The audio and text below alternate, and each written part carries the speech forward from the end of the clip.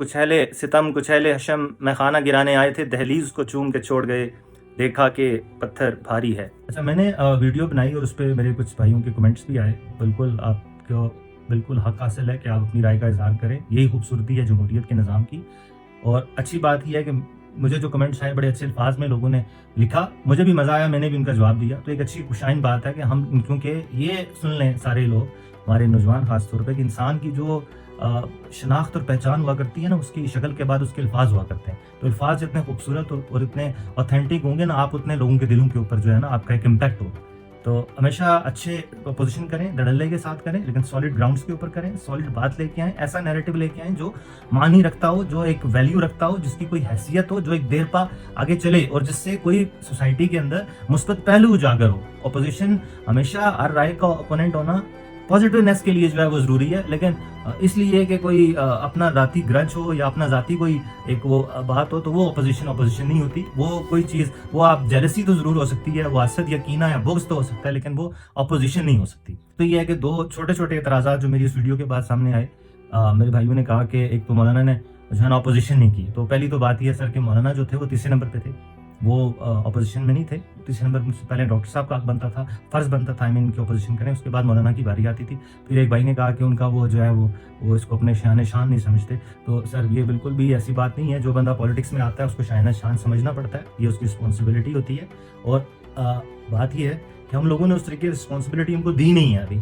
بہت سے ایسے عقیدت مند لوگ ضرور ہیں جن کے ساتھ چلتے ہیں، لیکن کھل کے بہت سے ایسے لوگ اپنے حلقہ باب کے اندر جو مطلب ہو سکتا ہے کسی مجبوری کے باعث یا کسی ذاتی فائدے کے باعث یا کسی اور عرض و لالچ کے باعث یا کسی اور مقصد کے باعث وہ شاید ان کے ساتھ اس طریقے سے کھل کے چل نہیں پائے۔ اس دفعہ حالات مختلف ہیں، حالات بن بھی رہے ہیں، انشاءاللہ بنیں گے بھی۔ ہماری یہ ریکویسٹ ہے، اور ایک تو یہ ہے کہ جو لوگ اپنے ریکویسٹ یہ ہے کہ سر آپ تمام لوگ اپنے دلوں کو کھولیں، سامعین اپنے دلوں کو کھولیں، اور اپوزیشن بھی کرتے ہیں تو یہ کوئی اسٹرانگ نیریٹو نہیں ہے جس کے اوپر اپوزیشن کی جا سکے۔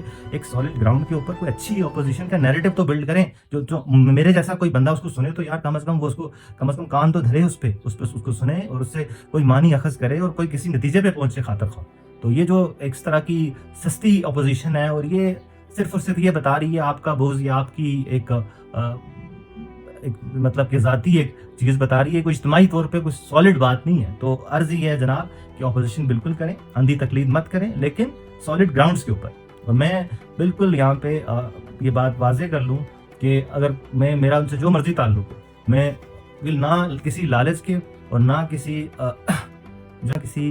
دنیاوی فائدے کے یا نہ کسی ڈر سے میں اگر ان کی سپورٹ کر رہا ہوں، تو میں جناب بالکل اللہ کو حاضر ناظر رکھ کے یہ کہہ رہا ہوں کہ اس ٹائم پہ ہمارے لیے پلندری میں ان کے مقابلے میں کوئی دوسرا بندہ موجود نہیں ہے جو اس امانت کا حقدار ہے۔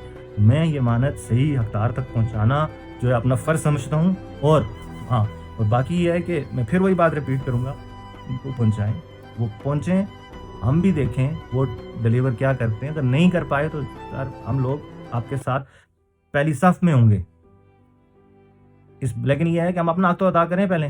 ہم ایسے ہی جو ہے وہ اپنے اندر کا ایک ثبوت لا کے لوگوں تک اجاگر کر دیں، یہ تو کوئی مزے کی بات نہیں ہے۔ تو ہوپ کہ میری بات لوگوں کو سمجھ بھی آئی ہوگی اور لوگ اس سے ایگری بھی کریں گے، کیونکہ ایک بالکل معقول سی بات ہے۔